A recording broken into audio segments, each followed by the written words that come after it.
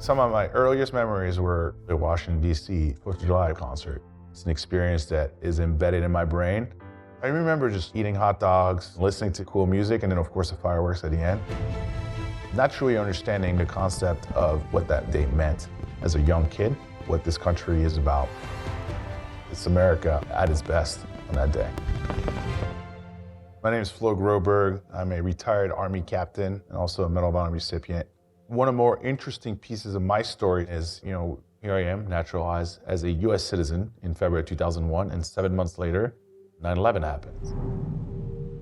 I had an emotional reaction like probably the majority of this country, and as being a young man, I figured my job now was to finish school and go fight.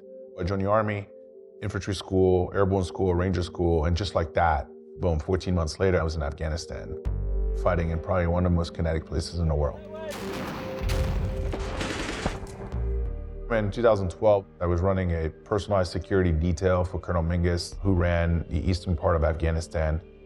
As we arrived at this forward operating base, a guy came out from a structure, started coming towards us, really quickly. As I got to him, I hit him with my rifle across the chest. Could see he was wearing something, it looked odd. I grabbed him by the chest, and that's when I confirmed he had a suicide bomber's vest on.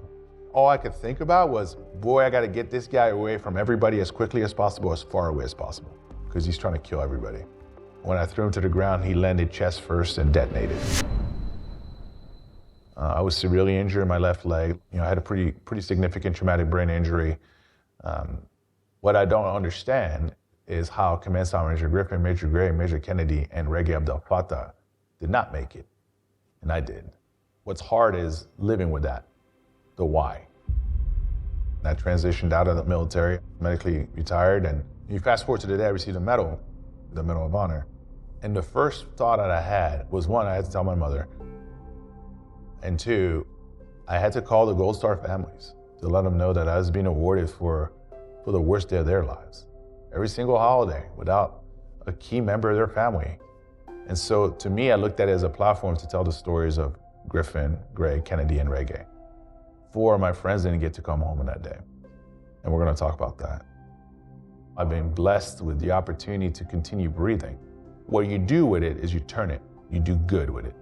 My purpose has been to work in 2 parallel paths, an excellent businessman, and then my commitment on the other side to making sure that I support my veteran community. I spent time with some of the finest companies in this country. Boeing was really interesting because it taught me a lot about business. It made me realize and understand the power of commitment and community. I can't think of another organization that has committed more to veterans. I wouldn't be where I am today without Boeing. Yeah, so it's pretty cool. Today we're at the Medal of Honor Museum here in Arlington, Texas. The concept of this museum was to tell the stories of Medal of Honor recipients, but really to tell a story about America's warriors. Remind people the legacy of this country, the men and women who wear the uniform and the sacrifices made, and that we should never forget. It's a good reminder of who we are and what we stand for.